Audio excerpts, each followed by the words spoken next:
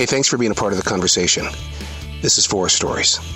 I am the Poet in the Forest, a children's series that I penned out in the 1990s. Now, none of it would be possible if it wasn't for this forest right here in South Charlotte, North Carolina. I talk about it so much that I thought maybe it's time that you get to know what has inspired me for 30 years. Thanks for being a part of the conversation. Welcome back to the forest. Oh, the turtles. The turtles in this forest make me feel like a kid every single day. We were taking a stroll through the forest, Jazzy and I, and my thoughts were heavy on this fall day. And right there in front of us was this box turtle. I often wonder if it's the same box turtle spirit that joined me inside my spirit circle and my sacred space inside this forest when I would go out and do my studies with Native American spirituality. No matter what day it was, a turtle always joined me inside the sacred circle. I laughed every day because it made me feel like a child. It was as if I was being transformed back to a time where the innocence of something like a turtle had to feed its way into my mind, body, and soul.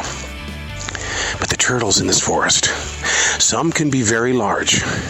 We came across one that must have been 2 feet across, and it was in the road. How are we going to move this turtle of such great size back into the forest, knowing that its mouth could devour part of our arm? We sat there with patience, our blinking lights on.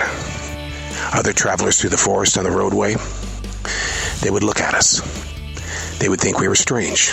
Who are these people trying to save a turtle that was 2 feet wide? We had to come up with a plan how to move the animal, because if you've been with turtles before, especially one in a forest, they're not in the mood to move. They just want to enjoy the place at which they lay. How we handled it was I was able to go back and rub the backside of the shell to let him know that we were aware of him being in our presence and that he needed to know that we were there to save him so that a car would not come by and run him over. After all, he had escaped the forest and he was on his way searching for something. I've been with turtle experts. They tell me all the time that, maybe they're not always searching for water. They're searching for just a place to call their own. And when you've got as many lakes as we do inside this forest, you're going to have turtle movement.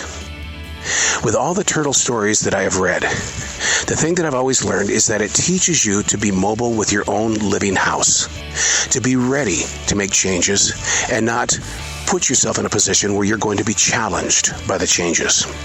A turtle never looks stressed out. They're always there in this forest. Hey, thanks for being a part of the conversation.